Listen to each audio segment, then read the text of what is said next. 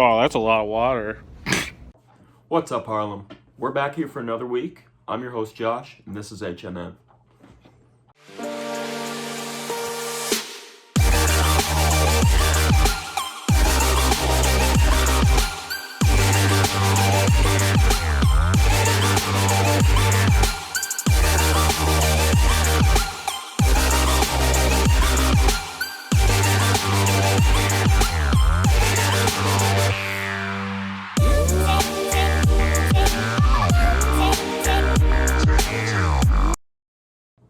I know me and a lot of other in-school students have adapted to the new changes, but I've always wondered, what about the all-remote learners? Well, just so happens, Ashton, a fully remote learner, has put something together to show us.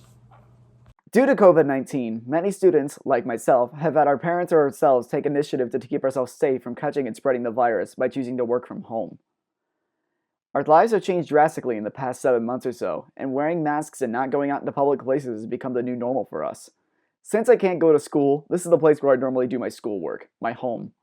I have a little room to myself in the basement, which gets cold during the winter, but not terribly cold, so it doesn't bother me too much.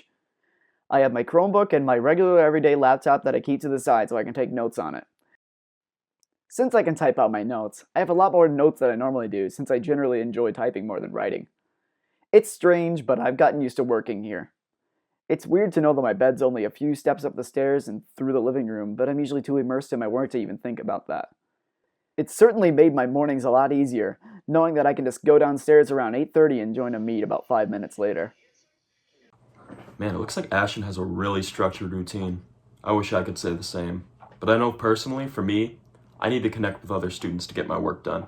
And well, despite social distancing and the new rules at school, that might not be a problem.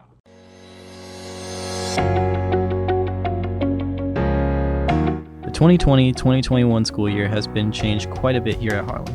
From the second you walk through the door, you instantly realize that school is nothing like it used to be.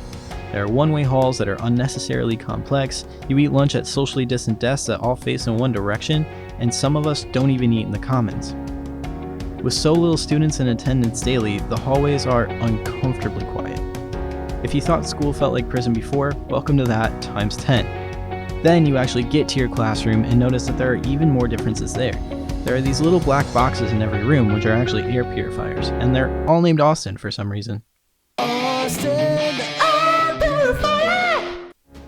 There are also large hand sanitizer dispensers on the wall to keep your hands nice and disinfected. With all these changes, my senior year will truly be a memorable one. Let's go check on Bryn and see how life has been in the quarantine. My name is Bryn and I'm a senior here at Harlem High School. I tested positive on my COVID test. That meant I had to quarantine in my room for 14 days. I watched lots of movies and worked on lots of schoolwork. I was struggling to wrap my head around how I contracted this when I was doing everything I needed to stay safe.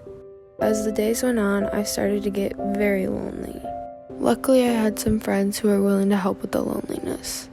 I also was still able to have dinner with my family over FaceTime. But I still felt very lonely and I missed being outside. I decided to work on some new pieces of art to pass my time. Eventually, my parents figured out a way to get me outside, so I spent lots of nights outside with my family. I continued to work on my art and schoolwork during my last few days. It felt good to get back outside and back to normal after quarantining for 14 days.